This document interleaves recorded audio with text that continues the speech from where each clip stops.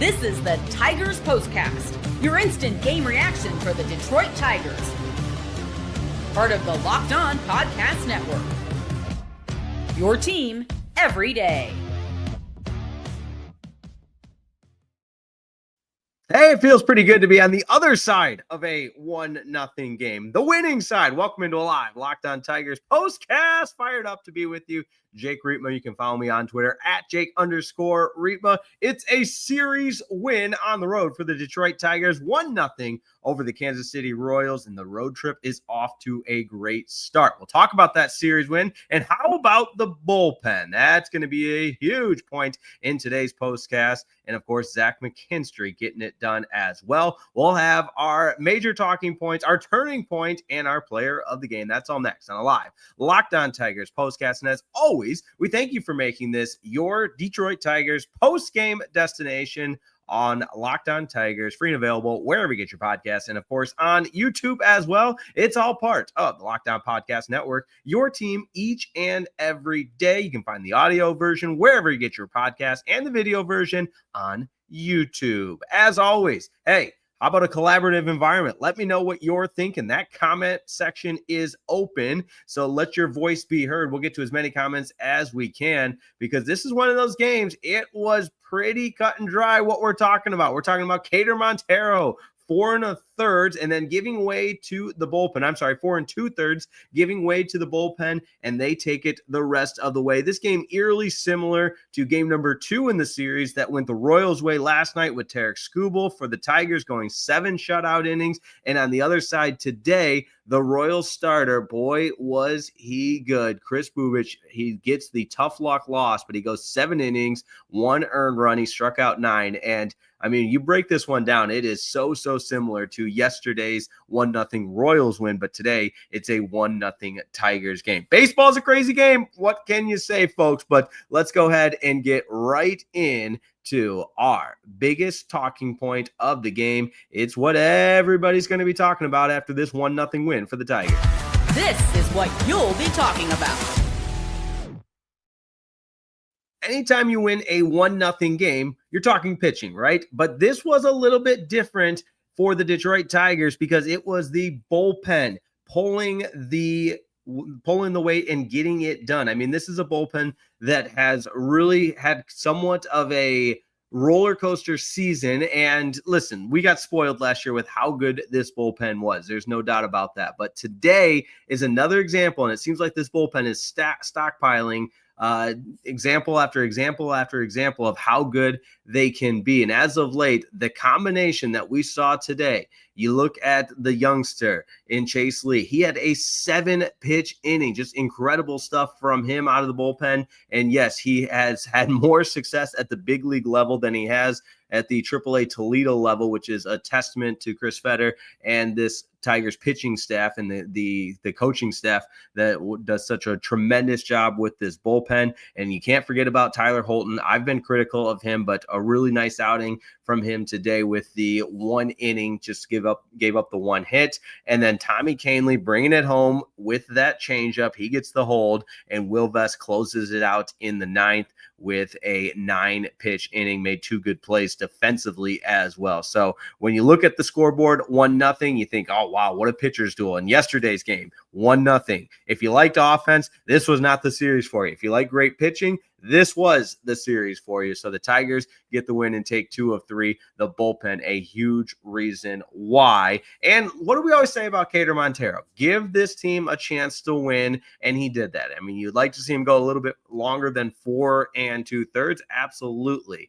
Not quite long enough to get the win. So the win instead goes to Chase Lee, who, like we said, has just been absolutely dynamite since joining this big league team. 1 1/3 today. I mentioned the 7-pitch inning, which was really impressive for Chase Lee. Great to see from him, and his ERA continues to be very low. So you can't say enough about how good this bullpen was. And listen, you got the best team in baseball in the Detroit Tigers. It never gets old saying that, and it never gets easy. Winning series on the road is just a huge component to a good team, and you're seeing this you're seeing it repeatedly and consistently from the Detroit Tigers. All right, let's get to some comments. Jason Walter leads us off. That's baseball, baby. Peach Sirach says, thank you, Zach McKinstry. Absolutely. We're going to get into Zach McKinstry, and why not right now? Zach McKinstry, the lone offense for the Detroit Tigers, which was kind of bizarre.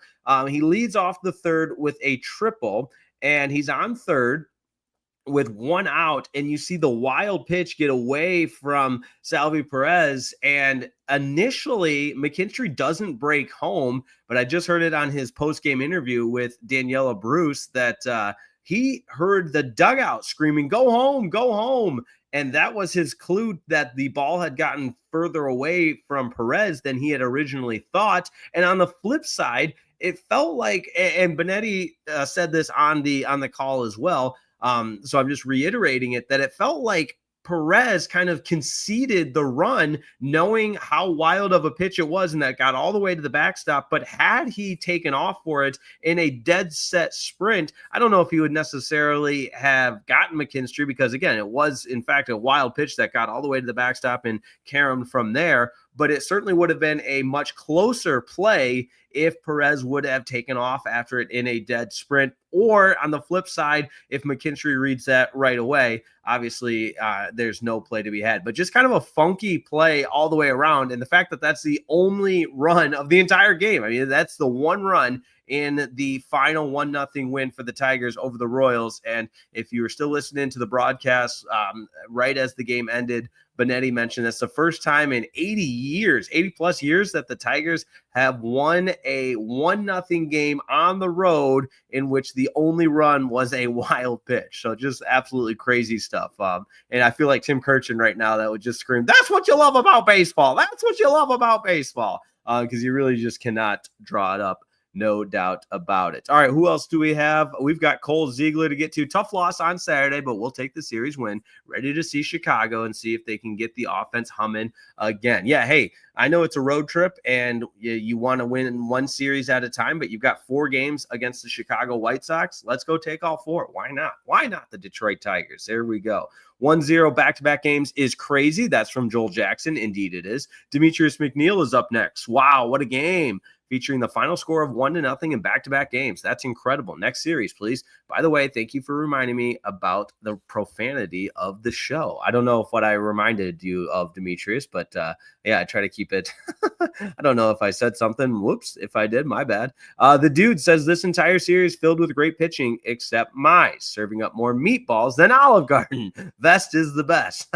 The dude, I appreciate the humor in that. And yeah, with Casey Mize going, you would like to see a little bit better return, but hey, he's had some time off with on the injured list, and hopefully it's just one example and he bounces back. All right, Braylon Dennis says Zach McKinstry single-handedly won us this game.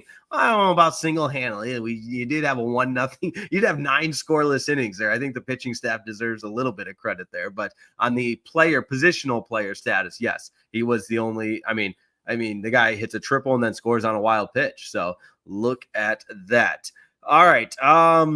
The Dual Spoon says Montero is good, just needs to be consistent. Yep, completely agree. And Max Splicer says series win any way you can take it. Let's go. You got to love it. All right. Braylon Dennis says, I'm really loving Chase Lee. He should have a long-term stay in our bullpen. Hey, so far, so good. You gotta love what Chase Lee has brought to this bullpen. And I mean, listen, I think I'm pretty clear with this, but it's always good to repeat it.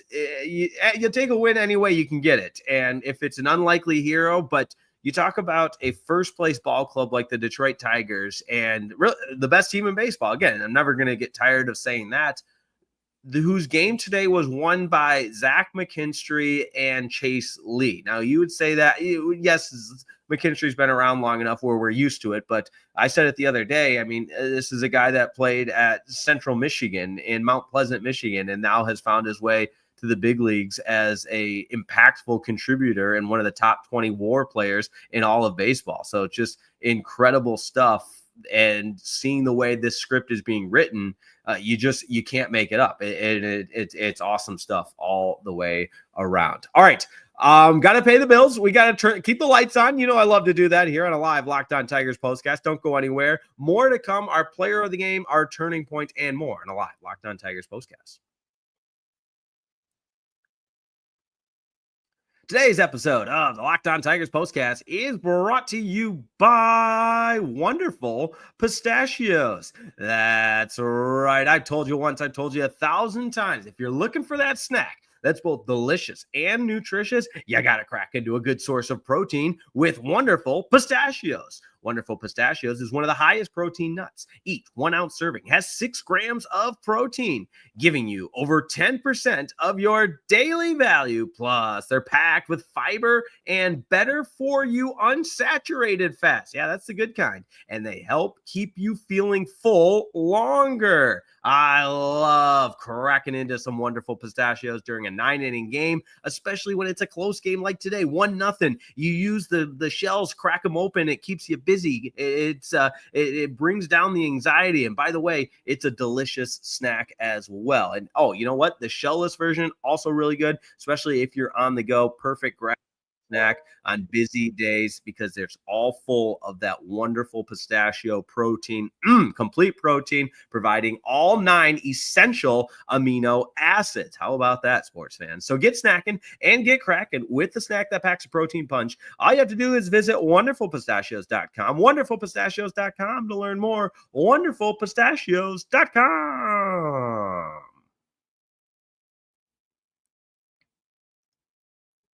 I appreciate everybody tuning in to a live Locked On Tigers postcast. It's always good to hang out with my closest friends on Locked On Tigers. Don't forget to like and subscribe. And of course, check out Locked On Tigers on the Deep Dive Daily Show with Scott Bentley and me, Jake Riepma, for the post-game reaction show. A couple more comments to get to before we get to our player of the game and our turning point. Gary Myers. Want to give a shout out to him, one of our regulars here. Says, how much longer for key injured players? Not sure exactly which ones you're talking about, but hoping that Parker Meadows will be back soon. And you know what? Same with Reese Olson. And so we'll keep you abreast on that for sure. All right, let's get to our. What do we want to do? Do we want to do our player of the game first or our turning point? How about a turning point? Time to reveal where the game was won or lost. It's the turning point.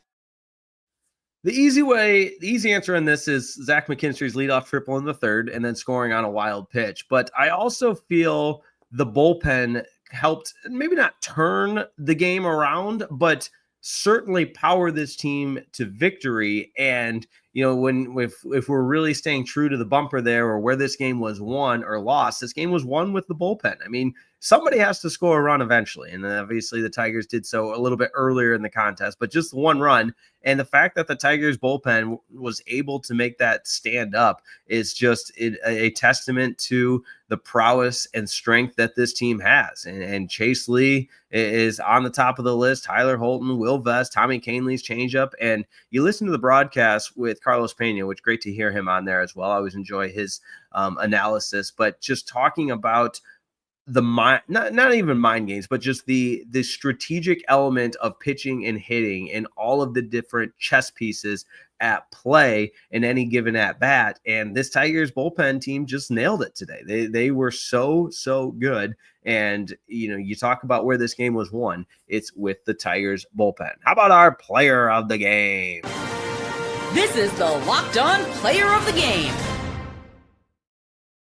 This is tough because you think Tigers don't win without Zach McKinstry, so we give him the player of the game with the triple and lone run scored. However, this entire Tigers bullpen team gets a nod as well because and add Keider Montero, because anytime, like I said, you have a 1-0 win. And they were able to pitch around some traffic. I mean, Montero pitched around a lot of traffic. So you've got base runners on throughout the course of the game. You've got high leverage situations time and time again. I mean, again, anytime you're in a 1-0 game through those later innings, with one swing of the bat, the game can be tied. So I totally tip my cap to this Tigers bullpen for their impressive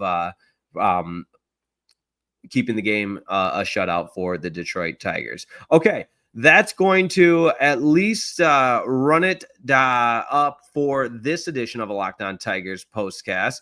And shout out to my guy, Gary Myers. Jake, nice dude. That makes you the player of the game. Far from it. Yeah, we did. If you're watching on YouTube, we got my ears lowered. I got all my hairs cut. Yeah, that's a good one, Jake. But I'm sure there's some good dad jokes there. But Rufus T-Cat saying we escape with a series win. Completely agree. And it doesn't even matter. Escape, whatever it may be, thriving, surviving, whatever it is. This Tigers team winning, stockpiling series after series after series, which is what it's all about.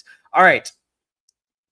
We've got the Chicago White Sox on the schedule next for 4 games in Chicago, whatever they're calling that ballpark, Guaranteed Rate Field, Comiskey Park, the Cell, U.S. Cellular Field, whatever it is. It's kind of, I mean, it's the south side of Chicago, so say no more. Sorry to any Chicagoans out there, but I love Chicago. For that matter, while we get personal here at the conclusion of the Locked On Tigers postcast, got my master's from Northwestern University in Evanston, but all the master's classes were downtown, so spent a lot of time in Chicago. Lived there for a year and a half. Great spot. That being said, I hope the Tigers take all 4, and this team is rolling. Let's keep it rolling. So appreciate everybody tuning in. It's always a pleasure to be live on the Locked On Tigers postcast. Thanks so much for liking today's video and subscribing to Locked On Tigers. And don't forget to check out Locked On MLB Game Night, the look around the league, as well as the Locked On Tigers with Scott Bentley. Thanks as always. How about a win for the Detroit Tigers? Shout out to Will Vest on the save. I believe I said that, but boy, was he really good as well with the nice defensive play. His 9th save of the year, a 9-pitch, 9th inning, and Chase Lee with the win. An inning and a third shutout ball. One of those innings was a 7-pitch inning. Impressive stuff. So thanks so much. As always, have a wonderful rest of your day, and we will talk to you after tomorrow night's game, Tigers and White Sox. Looking forward to it then. And there was kind of a shuffling of